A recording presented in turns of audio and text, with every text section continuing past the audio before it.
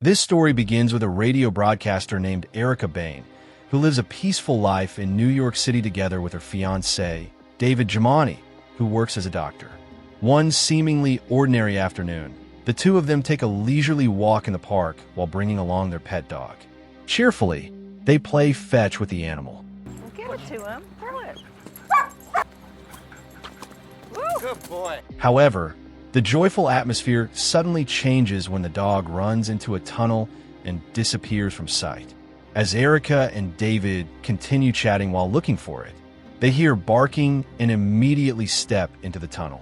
Indeed, they find their dog there, but they are not alone.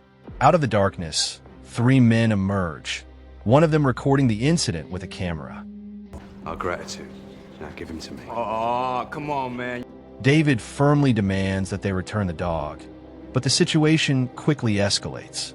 The three men surround them, mock them, and begin to act aggressively. Hey, you're hurting him. Give me the dog. I haven't got much money. You can have whatever I've got. Oh, baby.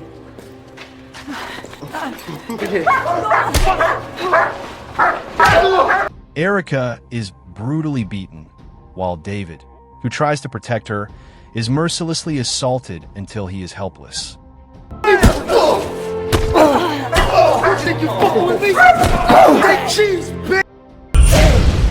The woman is thrown violently against a wall, sustaining serious injuries, while David loses his life as a result of the savage attack. Erica then falls into a coma with her body covered in wounds, leaving behind deep trauma. Meanwhile, elsewhere, two detectives named Mercer and Patel are investigating another case at the morgue. At first, the case is suspected to be a suicide. When they attempt to speak with the victim's child, they are confronted by the cruel stepfather, Mr. Moeller, who insists on taking her home. Detective Mercer refuses the request because the man's attitude raises suspicion. For him, the girl could be an important witness. Weeks go by until Erica finally wakes up from her coma. Her condition grows even weaker when she receives a visit from David's mother, who tells her the bitter truth that David's funeral had already taken place without her presence. The news devastates her heart. After being questioned by the police, Erica realizes that she cannot recall the details of the assault. She is then allowed to return to her apartment. Yet once there, fear consumes her, making her unwilling to open the door or interact with others. With great effort, Erica eventually forces herself to come to the police station to ask about the progress of the case. But she only receives a generic response from the desk officer, who tells her that everything must wait for its turn. Frustrated and disappointed, Erica loses hope. She decides to take responsibility for her own safety. Erica visits a gun store, but is informed that a legal purchase requires a 30-day waiting period. I need licensing. I need to get something now. Sorry, that's illegal. In her desperation, a stranger who notices her anxiety offers a shortcut. He takes Erica into an alley and sells her a K9 pistol for $1,000, complete with ammunition and brief instructions. That night, Erica finally owns a firearm. On the same night, she stops by a convenience store to buy food. The calm situation drastically changes when a furious customer argues with the cashier and then shoots the woman dead on the spot. I can't see you! My money too. Erica hides among the shelves, but her cell phone rings, giving away her position. The gunman begins searching for witnesses, and as he approaches, Erica instinctively pulls out her pistol and fires 3 shots. Only one hits its mark, striking the attacker in the neck, but it is enough to bring him down. In shock, Erica grabs the store's surveillance recording at the counter and flees home. Soon after, detectives Mercer and Patel arrive at the scene. They realize that nothing was stolen, the security footage is missing, and only one bullet hit the target. For them, this is the work of an amateur. In the following days, Erica returns to her job at the radio station. Yet when she tries to write a script, the words feel hollow. When she insists on doing a live broadcast, her boss argues it is still too soon. Nevertheless, Erica insists because she needs a connection to the outside world. In the studio, she hesitates to speak into the microphone, haunted by her inner wounds. Finally, she discards her script and speaks from the heart, admitting that the New York City she once loved now only fills her with fear. Her words touch many listeners, including Detective Mercer, who happens to be driving and hears the broadcast. I never understood how people live with fear. I always believed that fear belonged to other people, weaker people. And then it did. That night, Erica returns to the tunnel where David died. She sits in deep thought until late at night, reflecting on her loss. On the train ride home, she witnesses two young men snatch a music player from passenger, then push both the victim and an old man out of the carriage. I'll show you how to be a G. Hey, yo, thanks for the iPod, man. Erica, still inside the train, becomes their next target of verbal harassment.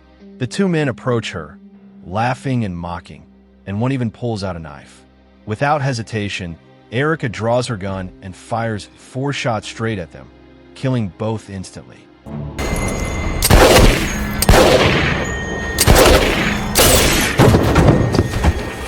She then calmly exits the train, though inside she is shocked at how cold she has become. She even walks past several police officers without showing any guilt before finally running into a bathroom, trembling from shock. Detectives Mercer and Pittail soon investigate the case. They find a music player, clearly stolen property, and confirm that nothing else was taken. To Mercer, it is obvious that a vigilante is roaming the city. After the subway incident, Erica tries to return to her routine, yet the emptiness and her attachment to the crime scenes make it hard to move on. She walks the city streets, still consumed by unease. Meanwhile, Detective Mercer begins to notice a pattern in the incidents. To him, all the attacks are carried out by the same person, and the perpetrator is growing bolder. Leaving a building one day, Erica accidentally crosses paths with Mercer. The detective recognizes her and tries to make conversation. Erica quickly introduces herself as a radio host, even hinting at a possible interview. Mercer politely withdraws, seemingly harboring suspicion but not yet confronting her directly.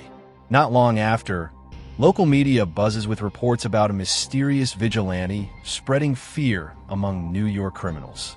Mercer hands over the music player found at the crime scene to the forensic team, hoping to trace its original owner and uncover the real culprit. At work, Erica's boss tells her that her last, emotional broadcast attracted a great deal of public attention. He encourages her to continue that style of broadcasting. But when she leaves the studio, Mercer is waiting outside. Erica hesitates to approach, but Mercer comes to her instead. He says he remembers seeing her at the hospital the day after the assault and reveals that he and his ex-wife are longtime listeners of her show. He adds that he has reviewed her case again and promises to find the perpetrators as soon as possible. Erica then invites him for an interview. They sit down and talk, with Erica eager to know how a detective assesses a crime scene. She also asks Mercer's opinion about the subway shooting case. During the conversation, Mercer spots Mr. Morrell, the man previously suspected in connection with his wife's death. Erica comments that Morrell is a businessman involved in shady dealings, even suspected of killing his wife for custody of his stepdaughter. Mercer responds cautiously, saying that legally there is not enough evidence, though he himself knows such things can indeed happen. Their conversation deepens when Erica asks how Mercer felt the first time he shot someone in the line of duty. Mercer only gives her his business card, suggesting that she call him off duty if she ever needs anything. Sometime later, as Erica walks home, a man in a car stops and calls her over. He asks for help, showing her an unconscious young girl in the back seat. The girl's name is Chloe, but the man clearly has sinister intentions. Erica quickly realizes this, points her gun at him, and forces him to hand his money to the girl. Erica manages to rescue Chloe, but as they attempt to leave, the man tries to run them down with his car. Erica fires, causing the vehicle to spin out of control and crash into a pole, killing the man.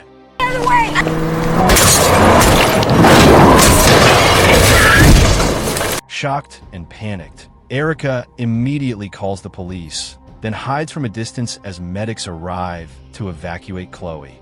Returning to her apartment, she meets her neighbor, who notices bloodstains on Erica's face. But instead of questioning, the neighbor simply gives her a simple piece of advice: always know how to tell right from wrong. The next day, Mercer holds a press conference. Erica attends as part of the coverage. On this occasion, Mercer announces that Chloe has finally regained consciousness and will soon give an official statement as an important witness. The following morning, Erica returns to the studio. Her boss explains that the radio show will now be interactive, taking calls from listeners, including one from a convict named Collins. Erica feels the format is inappropriate, but her boss insists. During the broadcast, many listeners call in. Most ask about the Vigilante, who has become the talk of the media. Some even claim to be her. The pressure leaves Erica increasingly tormented with guilt. Crushed by the feeling, Erica plans to confess. She goes to the police station, but when she is nearly there, her resolve falters and she changes her mind. Instead, she calls Mercer to talk.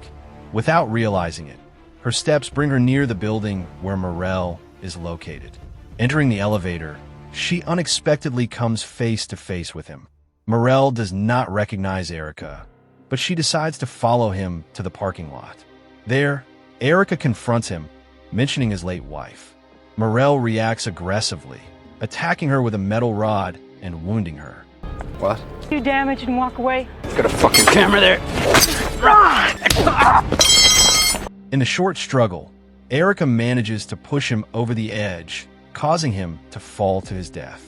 Covered in blood, Erica returns to her apartment. Her neighbor sees her condition and helps immediately. While tending her wounds, Erica confesses that she has killed someone.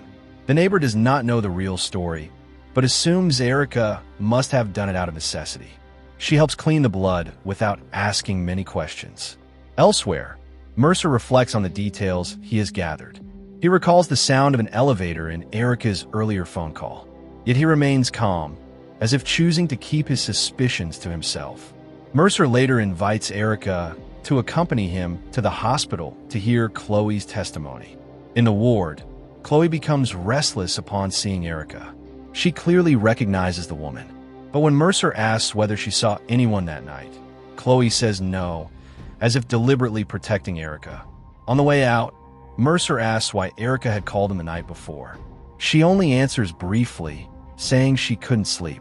Not long after, the investigation identifies the original owner of the stolen music player from the train.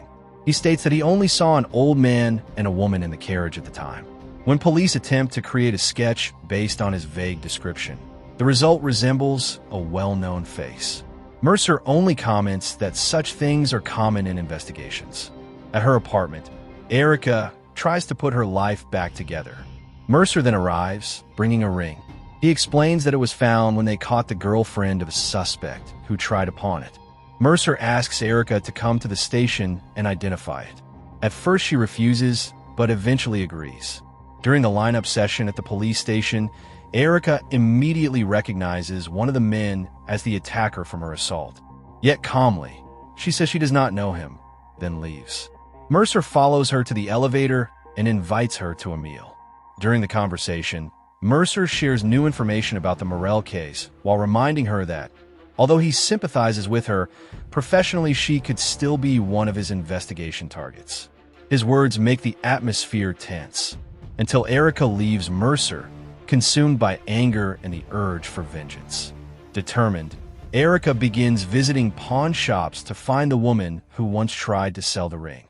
Meanwhile, Mercer asks a colleague to trace Erica's phone on the night of Morel's death. The result shows that Erica was indeed in the building. Eventually, Erica finds the woman she has been looking for. To be sure, she calls the woman's phone and follows her to her apartment. There, Erica forces her to reveal her boyfriend's whereabouts. The woman refuses, even admitting that she knows what happened to Erica and doesn't want to share the same fate. I got your number from the pawn shop. You had my ring. Phone number. No! Tell me where it is! That shit can't happen to me. I saw what they did to you. Disappointed, Erica leaves, but soon receives a message from the woman containing an apology, an address, and a video recording of the tunnel attack. Seeing the real evidence of David's death devastates Erica. She breaks down in tears, then sends a final message to Mercer, attaching the video as a farewell.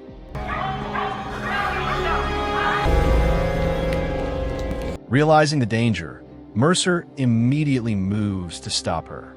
Erica arrives at the location mentioned. Cautiously, she enters and finds the 3 men who had destroyed her life. She even sees her pet dog still in their hands. Without hesitation, she shoots the man holding the dog, causing the others to panic and run. So? I want my dog back. Go! Go! Hey, buddy. You remember me? Erica hides, then shoots one of them in the back as he passes by. Who's the bitch now?